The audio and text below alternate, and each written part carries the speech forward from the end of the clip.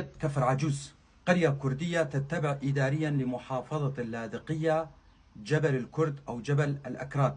عدد سكانها يتراوح بين 300 إلى 500 شخص، كلهم كرد. فقدوا لغتهم الكردية منذ نهاية العهد العثماني، حيث كانت تتم محاربة اللغة الكردية، لتأتي الحكومات السورية المتعاقبة الشوفينية وتكمل مشروع جمعية الاتحاد والترقي في محاربة اللغة الكردية، فيفقد أهلنا هناك لغتهم الكردية. يعمل الأهالي بالزراعة وتربية المواشي. العشائر المتواجدة في جبل الكرد أو جبل الأكراد هي موشان وعوجان وكيخية وشيخان، يوجد بينهم رشوان أيضا. فيما يتعلق بكيخية، هو اسم كردي أعتقد بأنه متأتي من كي خيا، كي وهو الشخص ذو المكانة والشأن العالي.